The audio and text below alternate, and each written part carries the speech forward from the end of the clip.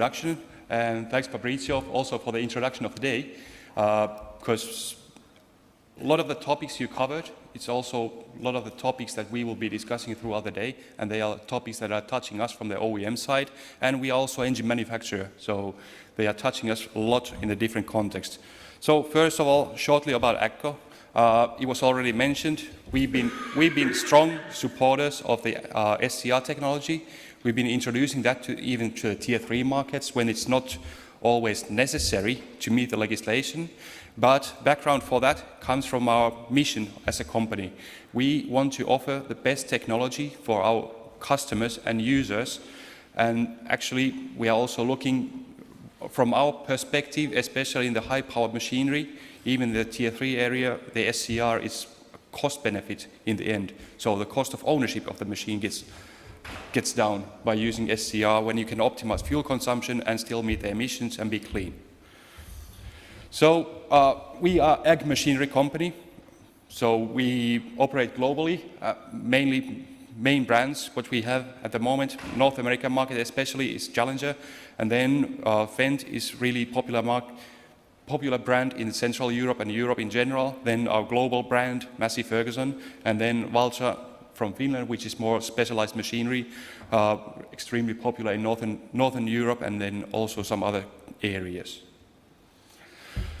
And of course, to support those, we are also having supporting brands, and one of those is the AGCO Power, which is our engine manufacturing, and we manufacture engines in Finland, which is mostly for the emissionized markets, China, and that's mostly, well, also for emissionized markets, but also for less regulated countries. And then we also have engine manufacturing in Brazil and Argentina at the moment. So, few words about the stage 5, where the stage 5 is going to impact us. And if we are looking back, we have different market areas, we have different types of machinery, and one big thing where the stage 5 is going to impact is the map of the world. So this is how the world is now, looking from the perspective of emissions. So darker green is more emissionized, and then lighter colors showing less regulated countries and less regulated areas. And there has been a really good harmonization between the two leading markets, which is North America and Europe.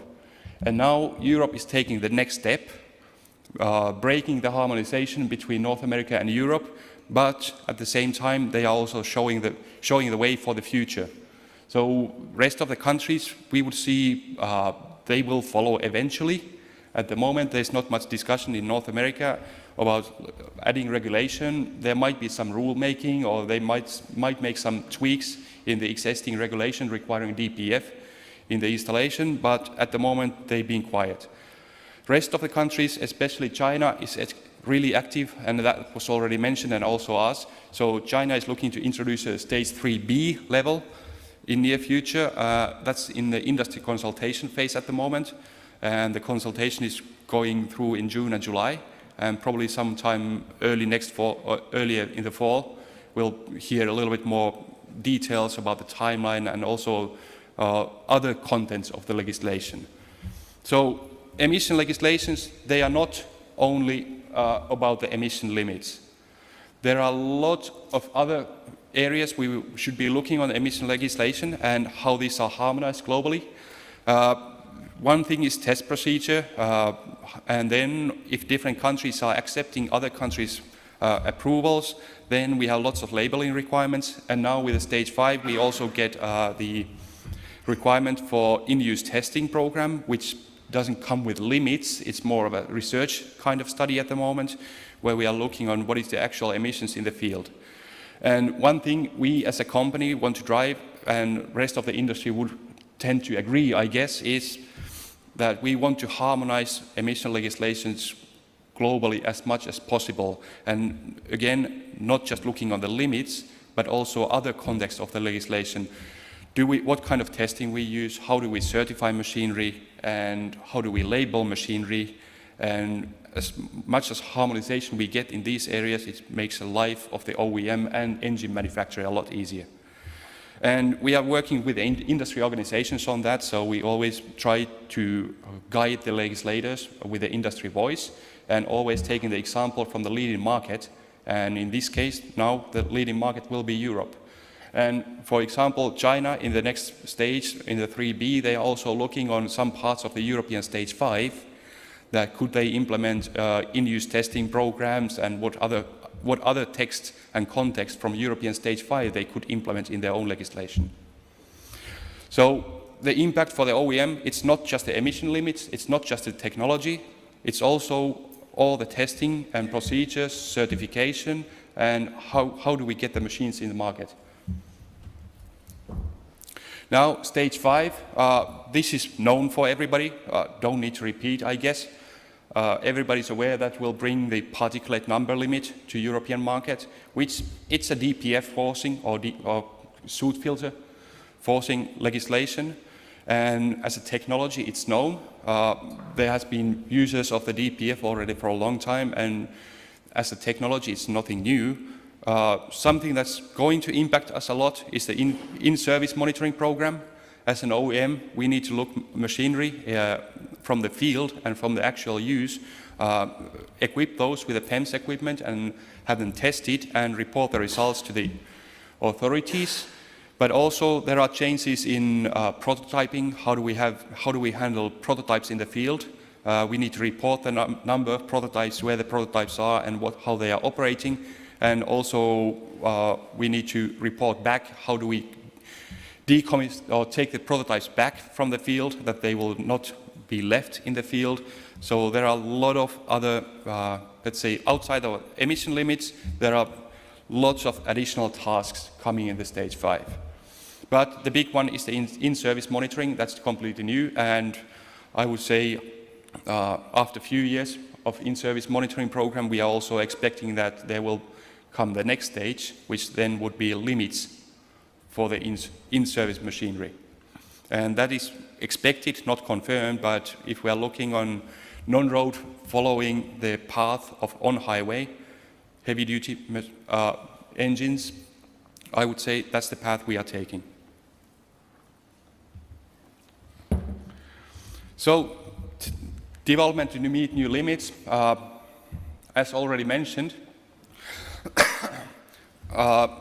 there's been a strong development on emission controls over the past years, and starting especially from the stage 3A, and there was many ways to meet the 3A. In most cases, there was EGR technologies, internal, external, and also we introduced SCR. Then, in between, the stage 3B, that divided the technology paths, and in the end, like mentioned, stage 5 will bring these together. So most companies will be using similar technologies, and the use of the SCR is wide, and also the use of the DPF is going to be industry-wide. What that offers us, of course, we are bringing new technology, and with that technology, we also need to justify for our customers why do they need the technology, and only thing we can do is optimize more. So we optimize the engines and the machines to minimize the liquid consumption. So in this case, combination of diesel and AdBlue. So we try to optimize the consumption to bring some benefit for the customer from the added technology. Because in the end, the customer is not asking for the technology. It's a legislator asking for us to have the technology, so our customers want to see some benefit out of it. And then question was SCR, DPF, and SCRF, all known technologies. And looking from the OEM side, these technologies, few bullets. These technologies bring pretty much same benefits. I'm not going to talk about the technical details. I'm not going to talk about the chemistry. There are much more qualified people in this room to do that. But looking from the OEM side, what we are looking for, SCR and DPF, separate package, or SCR over filter technology, which is packaged in one. There are positives and negatives in both. So our main path is going to be the separated packaging. So we have SCR and DPF separately. And why do we do that? Mainly, we can optimize the component sizes. Our machinery is already extremely tight on space claims. There's highly specialized machinery, and we need to have flexibility on the system layout. Challenge that's going to bring, of course, is the temperature management on the SCR side. Since we have DPF first in the line, DPF requires heat, but also the SCR process needs heat, so the temperature management becomes challenging. Where on the SCRF, the temperature management of the SCR and DPF, of course, since it's one package, it's easier to manage the temperature, but then we run into the question, what is really the NOx conversion rate? Will there be competition between the particulate matter and NOx conversion, and how do we manage the balance between those? And second challenge on that is optimizing the individual components. In some machines, where the space claim or space reservations are extremely tight, we might have issues on implementing a combined package in the machine. So, from OEM perspective, both technologies will get you there. They offer pretty much the same benefits. We can optimize the liquid consumption. We can bring something for the customer. We can bring some fuel efficiency benefits. Both known designs, not much surprises expected. But then, of course, serviceability is also another question. So in the end, at some point, a component will fail in the system. That's pretty much given.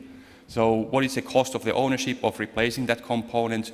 Do we need to replace an SCRF, or can we replace individual components? So there are, I would say, multiple reasons why we are going with a separate packaging, but that's also, of course, contributing to this.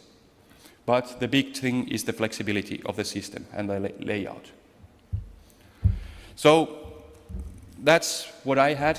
Those were the questions given to me. And any additional questions from the audience? This one. Question to your slide, stage 5, for bullet points, separate shipment. Sorry? Separate shipment. Yes. Can you give a little bit? Yeah.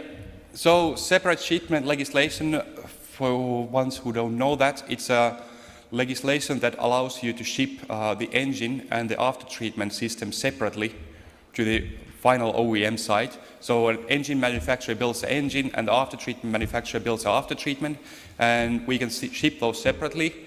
But in the end, the engine manufacturer also has a responsibility to collect the information and make the process bulletproof, that the emission after-treatment system and the assigned engine, they will meet in the end.